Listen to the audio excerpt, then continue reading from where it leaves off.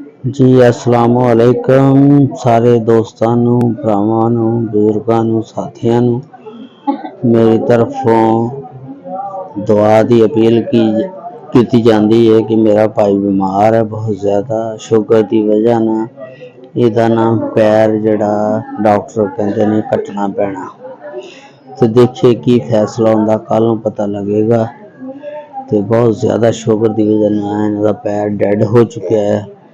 तो सारे भरा इहदे वास्ते दुआ करना अल्लाह ताला इन्हां ते रहमतां फरमाए।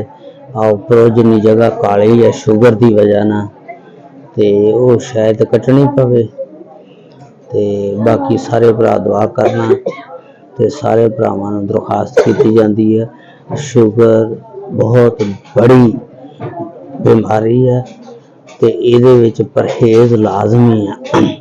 हर बंदा परहेज लाजमी करे क्योंकि शुगर एक ऐसा मर्ज है जिहड़ा घुण की तरह इंसान नूं खा जाता। जिस तरह घुण लकड़ नूं खा जाता उस तरह ये खा जाता।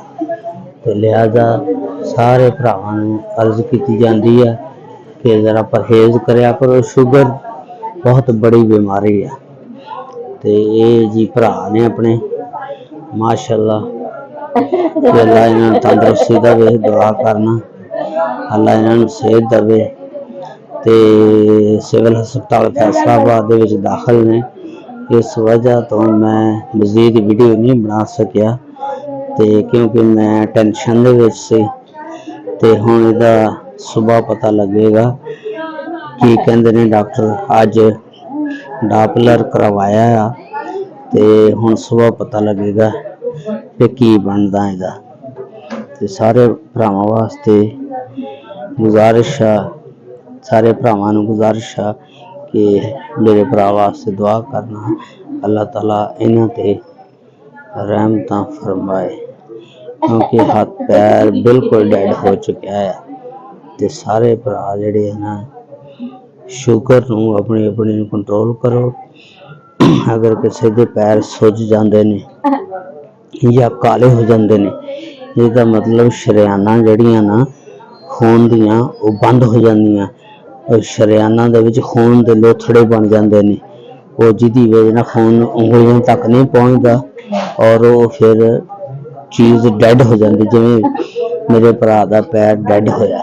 इस वास्ते सब नूं गुजारिश की जाती है कि अपने अपने पाँव वगैरह या कोई उंगलियां इहदी फिंगर ते भी थोड़ा जिहा मसला सी। आ देखो मैं तुहानूं दिखाना इहदी फिंगर ते भी थोड़ा जिहा मसला इस तरह करो दूसरी तरह ये आ देखो इहदी फिंगर भी थोड़ी जी रेड हुई सी लेकिन हुण ठीक है उंगली ठीक है माशाअल्लाह। ते लेकिन पैर बिल्कुल डेड हो गया। ते अल्लाह ताला दुआ करो रहमत फरमाए।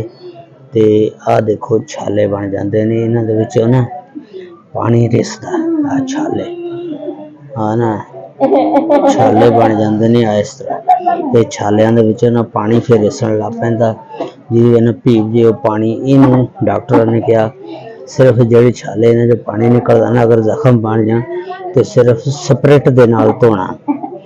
तो लिहाजा सारे भरावां अगे गुजारिश है कि अपने अपने घर दे विच चाह दे विच चीनी घट तो घट इस्तेमाल करो और अपनी अपनी शुगर चेक करवा के रखा करो। हर बंदा अपनी अपनी शुगर का कंट्रोल करे। बड़ी मेहरबानी शुक्रिया अल्लाह ताला सब ते रहमत फरमाए कि ये सिविल हस्पताल फैसलाबाद तारकवाड़ की वीडियो आ सारे भरा ये शफा वास्ते दुआ करना अल्लाह ताला मेरे भरा नूं तंदुरुस्ती सेहत और ईमान वाली जिंदगी अता फरमाए। हाँ बेबी किदां हैं ठीक है हाँ